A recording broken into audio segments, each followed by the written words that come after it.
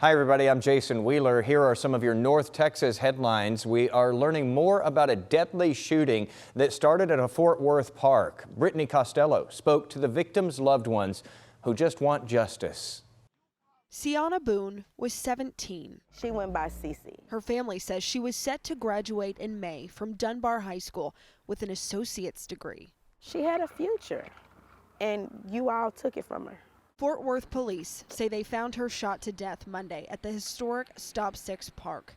Police believe there was a fight that led to a shooting involving 15 to 20 young adults. That suspect vehicle fled or drove away from the park and ended up on Hanley Drive. They found a car on Hanley Drive a few minutes later.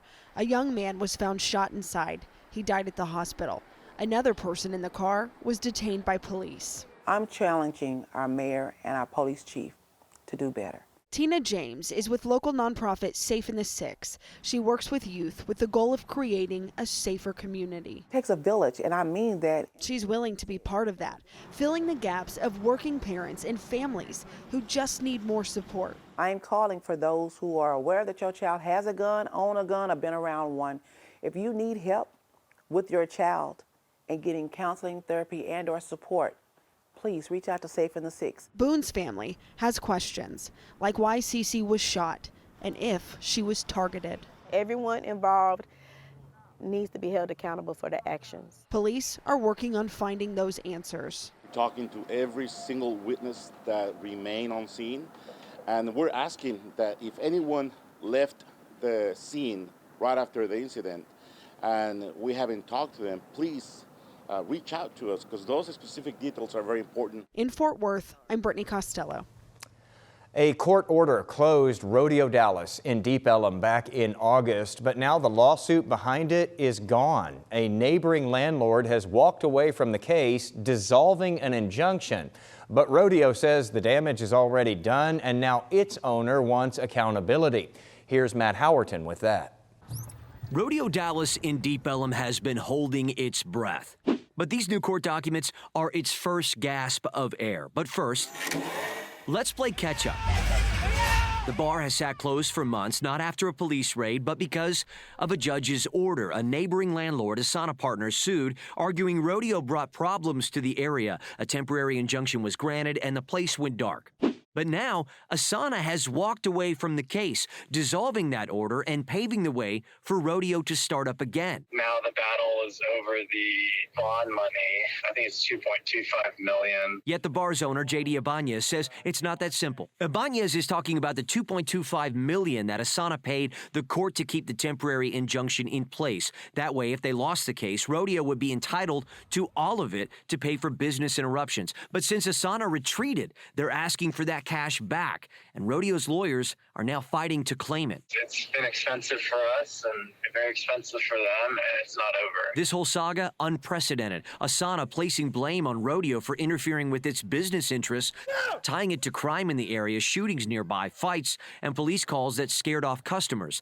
Ibanez opened another location in Uptown. In the meantime, here's what he said then about the case. I'll open in every neighborhood in Dallas. I'm never going to stop. If anything, it's motivation. Still, Asana walks away from it all. What's left is a fight over the cost of turning the lights off here. They've essentially gotten what they wanted. We've been out of business for 4 months. What they've gotten away with so far is pathetic. In Dallas, I'm Matt Howerton.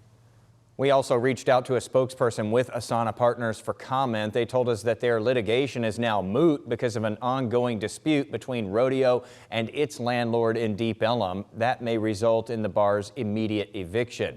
We are still working to learn more about that. A video posted online is sparking outrage in Plano. The Nextdoor post shows a bobcat caught in a metal leg hold trap on a popular park bridge. Now, wildlife experts are racing, trying to find and save that animal. Here's Kevin Reese. The video in a Nextdoor post is from Plano's Hoblitzel Park. 2 bobcats on a pedestrian bridge, one pacing as if standing guard because the other has a metal leg hold trap and chain gripping its left rear paw. People commenting on the social media post are angry, and so is Rebecca Hamlin. It's really sad. It's really sad that there's a sense of entitlement that we can control the animals. These animals have a right to exist just as much as we do. The president of the North Texas Wildlife Center is coordinating with rescue teams who began searching the watershed of Russell Creek Tuesday morning, hoping to rescue the animal, rehab it, and release it again if it can be saved. We have these conflicts and people think that they can handle it on their own, and it's not effective and it's not a long-term solution. It's just unnecessarily cruel. As for whoever set the trap, Hamlin wants to remind them that the traps are illegal in Plano, that they're also a threat to pets and humans, and the bobcats help prey on wild rabbits, rats, and mice. There's a lot of misunderstanding and fear-mongering surrounding these animals. They're vital to our ecosystems. And here we have eastern screech owls. If the bobcat can be found and saved, it might join the rest of Hamlin's menagerie on the mend. We've taken in over 1,300 opossums since January 1st. Animals often injured in human-urban encounters, just like the bobcat. I would ask the public to please stay away from the area, avoid flocking to the area in an attempt to help. We need to let the experts handle this. Experts hoping to give a maimed wild animal a fighting chance. In Plano, I'm Kevin Reese. From that tough-to-watch story to one of hope now. Every second counts in an emergency, and that's why the city of Arlington recently launched a new program to help patients before they ever get to the hospital.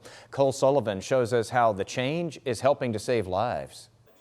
In the back of this Arlington ambulance, we heard a story at the forefront of emergency medicine. We're able to really treat people with what they need now. When paramedic Dale Van Leeuwen pulled up to the house of a new mother this fall, a trail of blood showed the way. We eventually found her in the bathtub, and the entire bathtub was completely filled with blood. She was hemorrhaging and had lost a lot. She looked like a ghost. The city's less than 2-day-old mobile blood transfusion program paid off. This is the entire program right here. Specially equipped cold coolers and 3 emergency vehicles now carry O-positive blood from Medical City Arlington. This is actually putting what you're losing out right back into you. And paramedics train is using what I like to call Kool-Aid blood to administer it fast. This is a portable pre-hospital blood warmer. Long before a patient gets to an emergency room. Both patients that I gave it to was almost an immediate turnaround.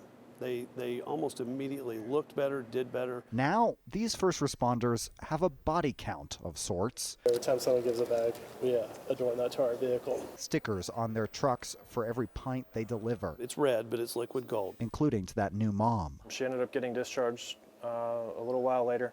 Full recovery. Dallas and Fort Worth also started similar mobile blood programs this year, and Texas just allocated $10 million to expand, looking to help other cities cut through logistical and legal complications. We're proving how much of a difference it actually does make.